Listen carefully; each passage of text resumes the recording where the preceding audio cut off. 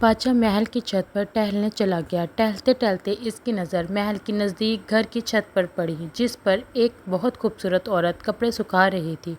بادشاہ نے اپنی ایک باندی کو بلا کر پوچھا، یہ عورت کون ہے؟ باندی نے کہا، بادشاہ سلامت، یہ آپ کے غلام فیروز کی بیوی ہے۔ بادشاہ نیچے اترا۔ بادشاہ پر اس عورت کے حسن و جمال کا سہرا سج گیا تھا۔ اس نے فیروز کو بلایا۔ فیروز حاضر ہوا تو بادشاہ نے کہا، فیروز، ہمارا ایک کام ہے۔ ہمارا یہ خط فلاں ملک کے بادشاہ کو دے آؤ اور اس کا جواب بھی ان سے لے آنا۔ فیروز پھر اس خط کو لے کر گھر واپس آ گیا۔ خط کو اپنے تکیے کے نیچے رکھ دیا، سفر کا سامان تیار کیا، رات گھر میں گزاری اور صبح منزل مقصود پر روانہ ہو گیا۔ اس بات سے لا علم کہ بادشاہ نے اس کے ساتھ کیا چال چلی ہے۔ قطر فیروز جیسے ہی نظروں سے اوجھل ہوا، بادشاہ چپکے سے فیروز کے گھر پہنچا اور فیروز کے گھر کا دروازہ کھٹکھٹایا۔ فیروز کی بیوی نے پوچھا، کون ہے؟ بادشاہ نے کہا، میں بادشاہ ہوں، تمہارے شوہر کا مالک۔ تو اس نے دروازہ کھولا۔ بادشاہ اندر آ کر بیٹھ گیا۔ پھر فیروز کی بیوی نے حیران ہو کر کہا، آج بادشاہ سلامت یہاں ہمارے غریب خانے میں؟ بادشاہ نے کہا، میں یہاں مہمان بن کر آیا ہوں۔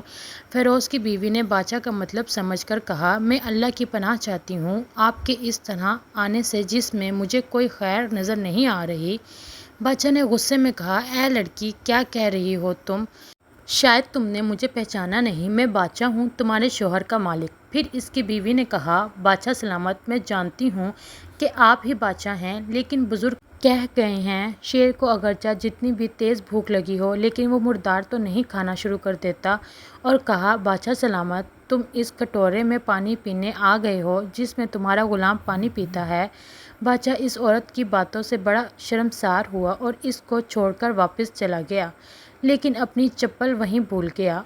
اب پھر اچانک فیروز کو آدھے راستے میں یاد آیا کہ جو خطب بادشاہ نے اسے دیا تھا وہ تو گھر پہ ہی چھوڑ آیا ہے۔ اس نے گھوڑے کو تیزی سے واپس موڑا اور اپنے گھر کی طرف لپکا۔ فیروز اپنے گھر پہنچا تو تکیے کے نیچے سے خط نکالتے وقت اس کی نظر پلنگ کے نیچے پڑے بادشاہ کی چپل پر پڑی جو وہ جلدی میں بھول گیا تھا۔ فیروز کا سر چکرا کر رہ گیا اور وہ سمجھ گیا کہ بادشاہ نے اس کو سفر پر صرف اس لیے بھیجا تاکہ وہ اپنا مطلب پورا کر سکے۔ فیروز کسی کو کچھ بتائے بغیر چپ چاپ گھر سے نکلا اور خط لے کر وہ چل پڑا اور کام ختم کرنے کے بعد بادشاہ کے پاس واپس آیا تو بادشاہ نے انعام کے طور پر اسے 100 دینار دیے۔ فیروز دینار لے کر بازار گیا اور عورتوں کے استعمال کے قیمتی کپڑے اور کچھ تحائف بھی خریدے۔ گھر پہنچ کر بیوی کو سلام کیا اور کہا، چلو تمہارے میکے چلتے ہیں۔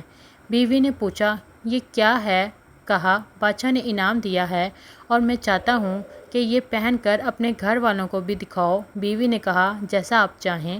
بیوی تیار ہوئی اور اپنے والدین کے گھر اپنے شوہر کے ساتھ روانہ ہوئی۔ داماد اور بیٹی اور ان کے لائے گئے تحائف کو دیکھ کر وہ لوگ بہت خوش ہوئے۔ فیروز بیوی کو چھوڑ کر واپس آ گیا اور 1 مہینہ گزرنے کے باوجود نہ بیوی کا پوچھا اور نہ اس کو واپس بلایا۔ پھر کچھ دن بعد اس کے سالے اس سے ملنے آئے اور اس سے پوچھا، فیروز، آپ ہم سے ہماری بہن سے غصہ اور ناراضگی کی وجہ بتائیں یا پھر ہم آپ کو قاضی کے سامنے پیش کریں گے۔ تو اس نے کہا، اگر تم چاہو تو کر لو، لیکن میرے ذمے اس کا کوئی ایسا حق باقی نہیں جو میں نے ادا نہ کیا۔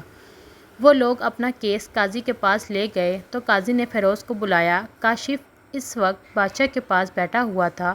لڑکی کے بھائیوں نے کہا، اللہ بادشاہ سلامت اور قاضی القضاء کو قائم و دائم رکھیں۔ قاضی صاحب، ہم نے ایک سرسبز باغ درختوں پھلوں سے بھرے ہوئے اور ساتھ میں میٹھے پانی کا کنواں اس شخص کے حوالے میں دیا تو اس شخص نے ہمارا باغ اجاڑ دیا، سارے پھل کھا لیے، درخت کاٹ لیے اور کنویں کو خراب کر کے بند کر دیا۔ قاضی نے فیروز کی طرف متوجہ ہو کر پوچھا، ہاں تو لڑکے، تم کیا کہتے ہو اس بارے میں؟ فیروز نے کہا، قاضی صاحب، جو باغ مجھے دیا گیا تھا وہ اس سے بہتر حالت میں نے انہیں واپس کیا ہے۔ قاضی نے پوچھا، کیا اس نے باغ تمہارے حوالے ویسے ہی حالت میں واپس کیا ہے جیسے پہلے تھا؟ انہوں نے کہا، ہاں، ویسے ہی حالت میں واپس کیا ہے، لیکن ہم اس سے باغ واپس کرنے کی وجہ پوچھنا چاہتے ہیں۔ قاضی نے کہا، ہاں فیروز، تم کیا کہنا چاہتے ہو اس بارے میں؟ فیروز نے کہا، قاضی صاحب، میں نے باغ نفرت کی وجہ سے نہیں چھوڑا، بلکہ اس لیے چھوڑا کہ ایک دن میں باغ میں آیا تو اس میں نے شیر کے پنجوں کے نشان دیکھے تو مجھے خوف ہوا کہ شیر مجھے کھا جائے گا۔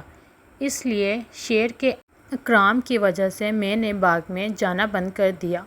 بادشاہ جو ٹیک لگائے یہ سب کچھ سن رہا تھا اٹھ کر بیٹھ گیا اور کہا، فیروز اپنے باغ کی طرف امن اور مطمئن ہو کر جاؤ، ورنہ اس میں کوئی شک نہیں کہ شیر تمہارے باغ میں آیا تھا، لیکن وہ وہاں پر نہ تو کوئی اثر چھوڑ سکا، نہ کوئی پتا توڑ سکا اور نہ ہی کوئی پھل کھا سکا، اور وہاں پر تھوڑی دیر رہا اور مایوس ہو کر لوٹ گیا، اور خدا کی قسم میں نے کبھی تمہارے جیسے باغ کے گرد لگی مضبوط دیواریں نہیں دیکھیں۔